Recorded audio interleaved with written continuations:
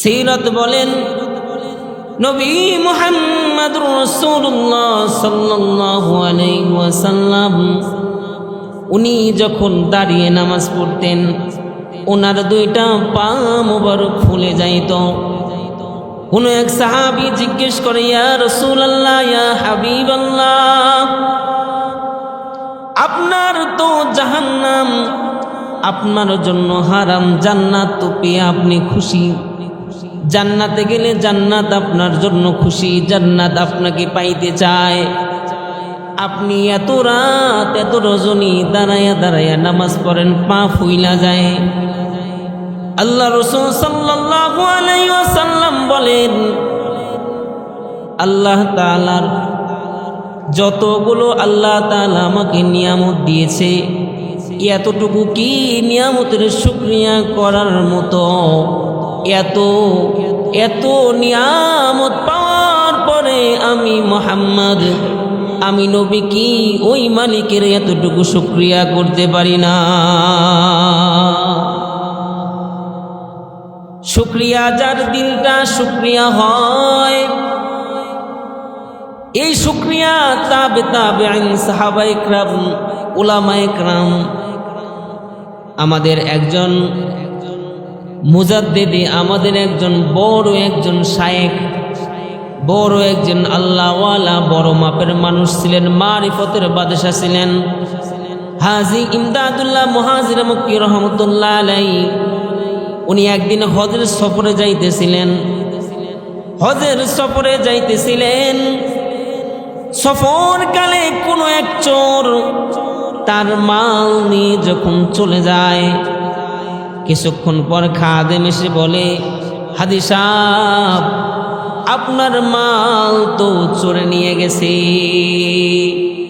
হাজী সাহেব এবার নিজের মাল চুরি হওয়ার পরে সে এই মুখ দিয়ে বাহির করতেছে আলহামদুলিল্লাহ।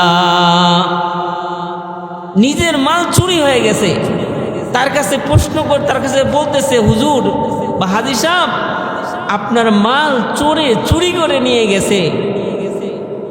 তো উনি বলতেছে আলহামদুলিল্লাহ। কিছুক্ষণ পর ওলিদের কারামত এমন, চোর চুরি কইরা নিয়ে গেছে, অনেক দূর যাওয়ার পরে সামনে আর বাড়াইতে পারে না, পা আর পড়ে না, আটকে গেছে, পিছনে আসে সামনে যায় না। এবার চোর দেখে পিছনে আসা যায়, সামনে যাওয়া যায় না মাল নিয়া। চোর এবার অপায় হয়ে পিছনে আসতে আসতে একেবারে ওই জায়গায় চলে আসছে। এবার খাদেম বলে, আপনার মাল পাওয়া গেছে। হাজী সাহেব বলে আলহামদুলিল্লাহ। বলে চোর আপনার কাছে তওবা করতে চায়, চোর আপনার কাছে এসে তওবা করার জন্য প্রস্তুত। হাজী সাহেব বলে আলহামদুলিল্লাহ। পাশে বসে খাদেম ডাক দিয়া বলেন, ডাক দিয়া বলতেছে, হুজুর, চোরে মাল চুরি কইরা নিয়ে গেল, আপনি বললেন আলহামদুলিল্লাহ। মাল যখন ফেরত আসছে তাও বললেন আলহামদুলিল্লাহ। চোর তওবা করতে আসছে তবুও বলতেছেন আলহামদুলিল্লাহ। এবার হাজী সাহেব কেমন মানুষ, ডাক দিয়া বলতেছে, আমার মাল যখন চোরে নিয়ে গেছে, আমার মাল অন্যের দরকার পড়েছে, আমার মাল তার প্রয়োজনে আল্লাহ তাআলা হয়তো ব্যবহার করাবে, আমার মাল আল্লাহ নিয়ে গেছে, কোন চোরের নাম হয়তো হয়েছে, কিন্তু চোরই তো নিয়ে গেছে। আমার মাল যদি অন্যের উপকারে আসে তাহলে এখানে আলহামদুলিল্লাহ না বলার কি আছে? যখন আমার মাল পাওয়া গেছে, আমি চিন্তা করে দেখলাম হজের কাফেলা, কারো কাছে কোনো সওয়াল করা লাগলো না, কারো কাছে কিছু চাওয়া লাগলো না, আমি খুশি হয়েছি, এই জন্য আমি আলহামদুলিল্লাহ বলেছি। এই যে আলহামদুলিল্লাহ বলা, এইটাও একটা দিল, সবার সব সময় আসে না। আসলে মূলত কথা হইল আল্লাহ তাআলা কোরআনের মধ্যে বলেন, লা ইন শাকারতুম লা আযীদান্নাকুম ওয়া লা ইন কাফারতুম ইন্না আযাবী লাশাদীদ। আল্লাহ তাআলা বলতেছেন যে কোনো বান্দা যদি আমার নিয়ামত পাইয়া শুকরিয়া আদায় করে, আমি সাথে সাথে সঙ্গে সঙ্গে তার নিয়ামতের এই শুকরিয়া করার বদৌলতে পরিপূর্ণ নিয়ামতটাকে আমি সঙ্গে সঙ্গে দান করি। সুবহান। ওয়ালা ইন কাফারতুম ইন্না আযাবী লাশাদীদ। আর যদি কোনো বান্দা শুকরিয়া পাইয়া শুকরিয়া আদায় করল না, নিয়ামত পাইয়া আমার শুকরগুজার বান্দা হইতে পারল না, যেইটুকু নিয়ামত দিতাম নগদ তার পরিবর্তে আমি আযাব দিয়ে দিব। কারো যদি দিলের মধ্যে যদি শুকরিয়া না থাকে, কারো দিলের মধ্যে যদি কালিমাতুর শুকর সন্তুষ্ট আল্লাহর প্রতি যদি এইটা না থাকে, তাহলে সে যেই পর্যায়ে মানুষ হোক না কেন, ধনী হোক গরীব হোক, যেই পর্যায়ে মানুষ হোক না কেন, সেই মানুষটা সেই জায়গা থেকে বড় অসুখী। কারণ যার দিলের মধ্যে শুকরিয়া নাই, অল্প তুষ্টে সন্তুষ্ট হয় না, সেই ব্যক্তি দুনিয়ার সব কিছু পাইলেও সন্তুষ্ট হয় না। যদিও সে ধনী হয়, কিন্তু যদি তার চাওয়াটা বড় হয়, সে অল্পতে যদি তুষ্ট না হয়, তাহলে সম্পদটায় তুষ্ট করতে পারে না। তাই যত পায় তত চায়, এক পর্যায়ে দুনিয়াদনে সব কিছু পাইলেও তার মধ্যে নাই নাই খাই খাই একটা ভাব থেকে যায়। যার 1 বিঘা জমিন আছে, সে যদি 1 বিঘা জমিনে যদি সন্তুষ্ট না হয়, এর মানে সে সন্তুষ্ট না। সে মানুষের কাছে, মানুষের সামনে সে উপস্থাপনা করে। যদি বলা হয় তুমি কেমন আছো, তার মুখ দিয়ে আলহামদুলিল্লাহ শব্দটা বাইর হবে না, কারণ সে 1 বিঘা জমিনে সে খুশি না, দিনটা তার ভালো না। এই তুষ্ট যদি না হয়, তার মধ্যে রোগ ঢুকে যাবে। কি রোগ? সেই রোগটা হইল আল্লাহর কাছ থেকে বড় আযাব, হতাশা। কেন হতাশা হবে? তার সম্পদের জন্য যেই লোকটা, সম্পদটা তো আদার উপার্জন করতে হবে, তার চারিদিকে সে তাকাবে, তাই সম্পদের জন্য পাগল হয়ে যাবে। নিজের কাজ সে মন দিয়ে করবে না, সে শুধু চিন্তা করবে এই টাকাগুলো কই থেকে আসবে, ওই সম্পদ কই থেকে আসবে। সে নিজেকে নিয়ে সে সন্তুষ্ট কেমনে থাকবে? কেউ যদি পিপাসিত হয়, এক সময় সে পানি পান করার পর, পানি পান করার পরে এক পর্যায়ে তার পিপাসা নিবারণ হয়ে যায়, যেমন সে সন্তুষ্ট হয়ে যায়। ডাক দিয়া বলেন, যদি 1 গ্লাস পানি পান করার পরে তার যদি তৃষ্ণা নিবারণ হয়ে যায়, সে বলে যে আর 1 গ্লাস পানিও খাবো না, আমার তৃষ্ণা নিবারণ হয়ে গেছে, আর 1 গ্লাস পানিও দরকার নাই। কিন্তু যার মধ্যে শুকরিয়া নাই, যার দিল তুষ্ট হয় না, সে কখনো হাজারো হাজারো জমিন পাওয়ার পরেও, কোটি টাকা, বড় বাড়ি, অনেক অর্থ সম্পদ থাকার পরেও তার কাছে মনে হবে আমার কাছে কিছু নাই, আমার কাছে কিছু নাই, তার বড় অভাব।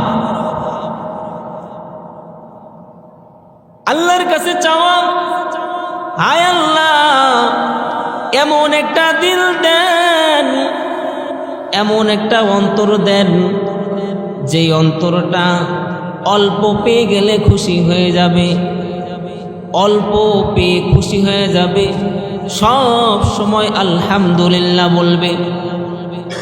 কোনো বান্দা যদি শুকরগুজার বান্দা হয়ে যায়, তাহলে তার পুরস্কার দুনিয়াতে একটা পুরস্কার হবে, তার অন্তরের মধ্যে সব সময় বসন্ত থাকবে। আর আল্লাহর পক্ষ থেকে একটা নিয়ামত, যে সব সময় বান্দা নিশ্চিন্তা মুক্ত, পেরেশানি মুক্ত জিন্দেগি পেয়ে যাবে।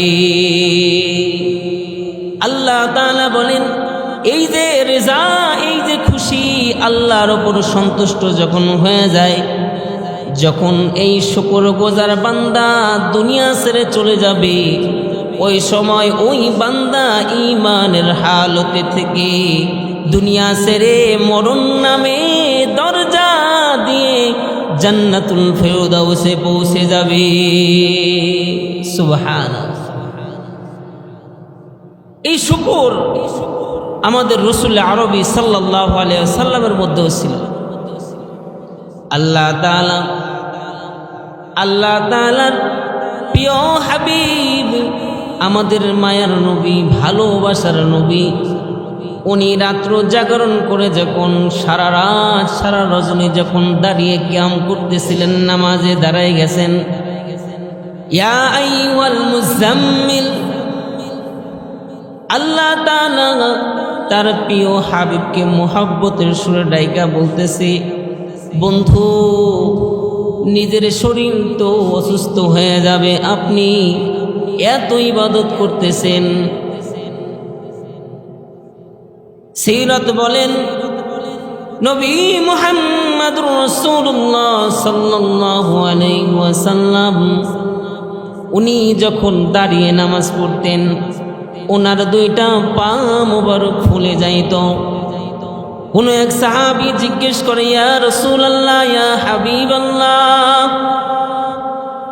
আপনার তো জাহান্নাম আপনার জন্য হারাম, জান্নাত তো পেয়ে আপনি খুশি, জান্নাতে গেলে জান্নাত আপনার জন্য খুশি, জান্নাত আপনাকে পাইতে চায়, আপনি এত রাত এত রজনী দাঁড়াইয়া দাঁড়াইয়া নামাজ পড়েন, পা ফুইলা যায়। আল্লাহ রাসূল সাল্লাল্লাহু আলাইহি ওয়াসাল্লাম বলেন, আল্লাহ তাআলার যতগুলো আল্লাহ তাআলা আমাকে নিয়ামত দিয়েছে, এতটুকু কি নিয়ামতের শুকরিয়া করার মতো? এত এত নিয়ামত পাওয়ার পরে আমি মুহাম্মদ, আমি নবী কি ওই মালিকের এতটুকু শুকরিয়া করতে পারি না? শুকরিয়া যার দিলটা শুকরিয়া হয়, এই শুকরিয়া তাবেঈন, সাহাবায়ে কেরাম, উলামায়ে কেরাম, আমাদের একজন মুজাদ্দিদি, আমাদের একজন বড় একজন শায়েখ, বড় একজন আল্লাহওয়ালা, বড় মাপের মানুষ ছিলেন, মারিফতের বাদশা ছিলেন, হাজী ইমদাদুল্লাহ মুহাজির মক্কি রহমতুল্লাহ আলাইহি। উনি একদিন হজের সফরে যাইতেছিলেন, হজের সফরে যাইতেছিলেন, সফরকালে কোনো এক চোর তার মাল নিয়ে যখন চলে যায়, কিছুক্ষণ পর খাদেম এসে বলে, হাজী সাহেব, আপনার মাল তো চোরে নিয়ে গেছে। হাজী সাহেব এবার নিজের মাল চুরি হওয়ার পরে সে এই মুখ দিয়ে বাহির করতেছে আলহামদুলিল্লাহ। নিজের মাল চুরি হয়ে গেছে, তার কাছে প্রশ্ন করে তার কাছে বলতেছে, হুজুর বা হাজী সাহেব, আপনার মাল চোরে চুরি করে নিয়ে গেছে। তো উনি বলতেছে আলহামদুলিল্লাহ। কিছুক্ষণ পর ওলিদের কারামত এমন, চোর চুরি কইরা নিয়ে গেছে, অনেক দূর যাওয়ার পরে সামনে আর বাড়াইতে পারে না, পা আর পড়ে না, আটকে গেছে, পিছনে আসে সামনে যায় না। এবার চোর দেখে পিছনে আসা যায়, সামনে যাওয়া যায় না মাল নিয়া। চোর এবার অপায় হয়ে পিছনে আসতে আসতে একেবারে ওই জায়গায় চলে আসছে। এবার খাদেম বলে আপনার মাল পাওয়া গেছে। হাদি সাহেব বলে আলহামদুলিল্লাহ। বলে চোর আপনার কাছে তওবা করতে চায়, চোর আপনার কাছে এসে তওবা করার জন্য প্রস্তুত। হাদি সাহেব বলে আলহামদুলিল্লাহ। পাশে বসে খাদেম ডাক দিয়া বলেন, ডাক দিয়া বলতেছে হুজুর, চোরে মাল চুরি কইরা নিয়ে গেল, আপনি বললেন আলহামদুলিল্লাহ। মাল যখন ফেরত আসছে তাও বললেন আলহামদুলিল্লাহ।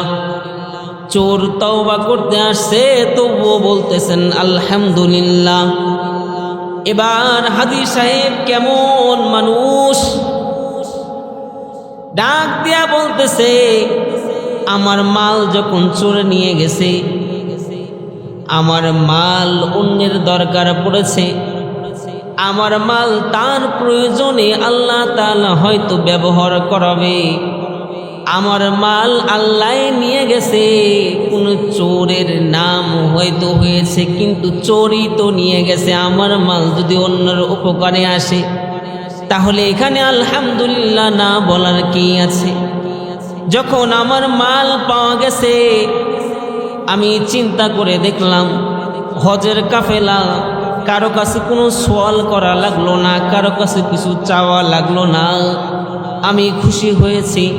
এই জন্য আমি আলহামদুলিল্লাহ বলেছি। এই যে আলহামদুলিল্লাহ বলা, এইটাও একটা দিল, সবার সব সময় আসে না।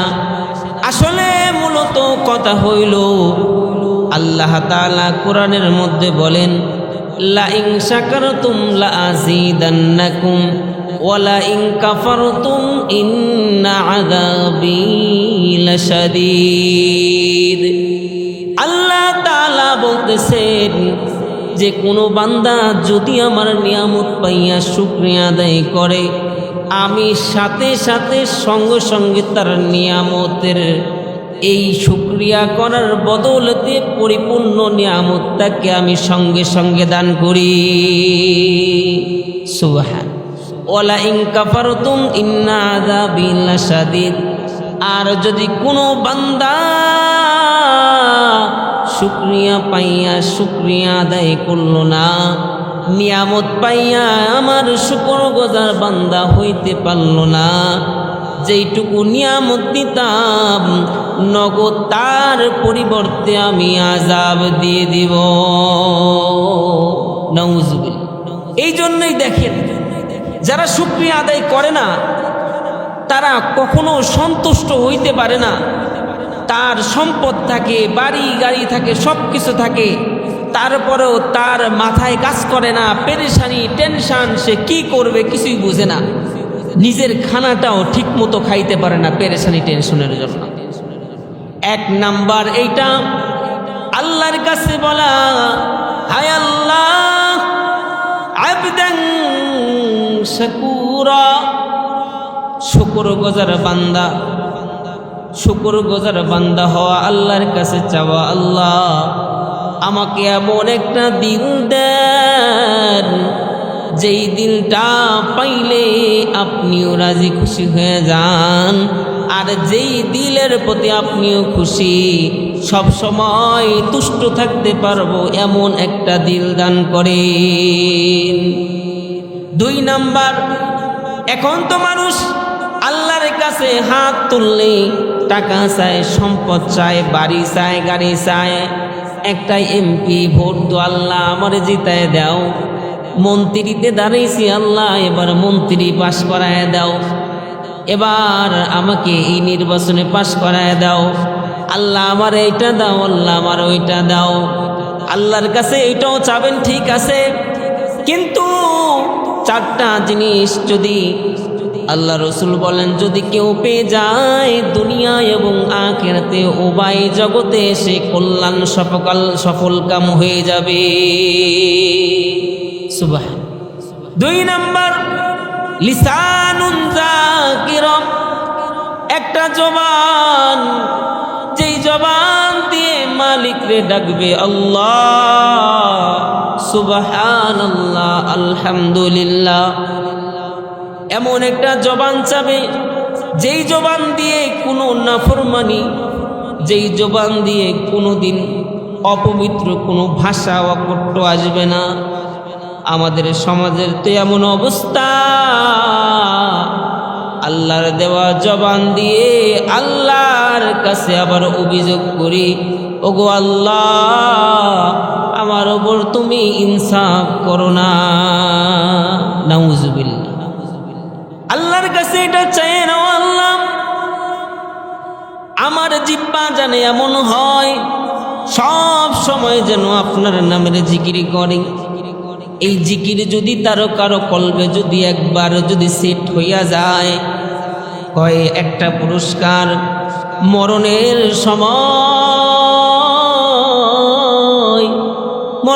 সময় কঠিন অবস্থার মধ্যে সে এত কঠিন মুসিবতে পড়ার পরেও এই জিহ্বার সাথে যখন আল্লাহ তাআলা হাদিসের মধ্যে বলেন উদউনি আস্তাজিব লাকুম, বান্দা তুমি আমাকে ডাকো আমি তোমার ডাকের সাড়া দেব।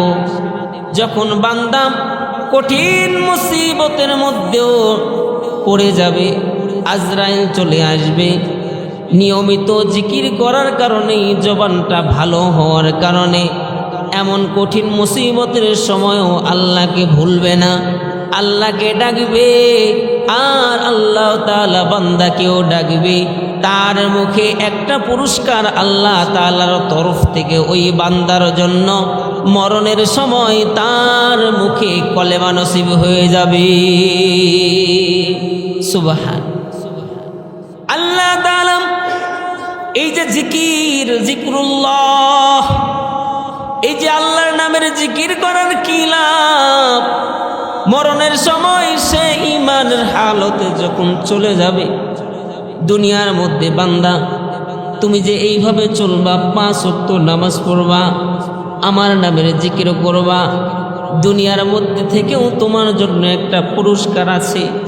এই পুরস্কারটা হইল এমন, আল্লাহ তাআলা কোরআনের মধ্যে আয়াতের মধ্যে সুন্দর করে বলেন, আলা বিযিকিরিল্লাহি তাতমাইন্নুল কুলুব, ও বান্দা আমার নামের জিকির করবা, আমার নামে তুমি জিকির করবা, আমাকে ডাকবা। দুনিয়ার কোনো ডক্টর নাই, দুনিয়ার কোনো চিকিৎসক, বড় কোনো চিন্তাশীল ব্যক্তি নাই, এমন কোনো হাকিম হয় নাই যে তোমার দিলটা প্রশান্ত করতে পারে। কিন্তু বান্দা আমাকে তুমি ডাকবা, আমি আল্লাহ তোমার কলব, তোমার অন্তর আমি প্রশান্ত দিয়ে দিব, শান্তি দিয়ে দিব। সুবহান। এই জন্য চাই প্রতিদিন কমপক্ষে সবসময় তো আল্লাহর নামের জিকির করব, কমপক্ষে আমরা 10টা মিনিট আল্লাহর সামনে, আল্লাহর একটা সময় বাইর করে আল্লাহ সুবহানাল্লাহ, আল্লাহু আকবার, লা ইলাহা ইল্লাল্লাহ, এই নামের জিকির করা। 1 নাম্বার আবদান শাকুরা, শুকর গজার বান্দা হওয়া। আল্লাহ রাসূল দোয়া শিখিয়ে দিয়েছেন, আল্লাহুম্মা ইন্নী আসআলুকা লিসানুন যাকিরা, আয় আল্লাহ আমার জবানটা পবিত্র একটা জবান, এমন একটা জবান দান করেন যে জবান দিয়ে শুধু আপনার নাম জপবে। 2 নাম্বার লিসানুন যাকিরা। 3 নাম্বার নিয়ামত হইল একটা শরীর, একটা বদন, ধৈর্যশীল একটা বদন। 1 নাম্বার হইল আবদান শাকুরা, দিল, আল্লাহ তাআলার শুকরিয়া করবে এমন একটা দিল। 2 নাম্বার হইল লিসানুন যাকিরা, একটা জিহ্বা, পবিত্র একটা জবান। 3 নাম্বার হইল নিয়ামত হইল এইটা বদন, শরীর, একটা ধৈর্যশীল একটা শরীর দরকার। আল্লাহর কাছে দোয়া করায়, আল্লাহ আমাকে ধৈর্য দান করো, আমাকে সবর করার তৌফিক দান করো, সাবির হওয়ার তৌফিক দান করো। কারণ ধৈর্যশীল যদি কোনো ব্যক্তি না হয় তাহলে দেখবেন তার মধ্যে গরম একটা ভাব থাকে। এক নেতা আর এক নেতার চোখের দিকে যখন তাকায় সে বলে, তুই আমার দিক কেন এমনি তাকাইলি, এই আমি এমন, তুই আমারে এইটা কেন বললি। ধৈর্য নাই, সঙ্গে সঙ্গে লেগে যায়, বিশাল বড় ফিতনা লেগে যায়, দ্বন্দ্ব লেগে যায়। এমন সময় একজন আর একজনকে কতল করে ফেলে। ধৈর্য না থাকার কারণে বদন শরীর, এই ধৈর্য না থাকার কারণে একজন এক ভাই আর এক ভাইকে কষ্ট দিতে থাকে। সবচাইতে ধৈর্যশীল একজন ছিলেন, সেই হলেন মুহাম্মদ আরবি, মুহাম্মদুর রাসূলুল্লাহ, হাবিবে কিবরিয়া নবী মুহাম্মদুর রাসূলুল্লাহ সাল্লাল্লাহু আলাইহি ওয়াসাল্লামকে আল্লাহ তাআলা সবচাইতে বেশি ধৈর্য দিয়েছিলেন। কেমন ধৈর্য দিয়েছিলেন লুকমান হাকিম? এই জন্যই তার সন্তানকেও বলেছিলেন, অসবির আলা মা সাবাক, এই আমার সন্তান, কঠিন মুসিবতের মধ্যেও যদি তুমি পড়ে যাও, ওই সময় কিন্তু তুমি ধৈর্য হারা হইবা না, সবর করবা। সবচাইতে ধৈর্যশীল ছিলেন আমাদের মহান মোহাব্বত ভালোবাসার নবী মুহাম্মদ আরবি সাল্লাল্লাহু আলাইহি ওয়াসাল্লাম। আমাদের নবীকে যদি তার ধৈর্য যদি একদিকে দেওয়া হয় আর সকল নবীর ধৈর্য যদি আর একদিকে দেওয়া হয়, বলা হবে আর এটা যদি মাপা হয় সকল পাল্লার চাইতে এক পাল্লা মুহাম্মদ আরবি সাল্লাল্লাহু আলাইহি ওয়াসাল্লামের ধৈর্যের পাল্লাটা ভারী হয়ে যাবে। সুবহান।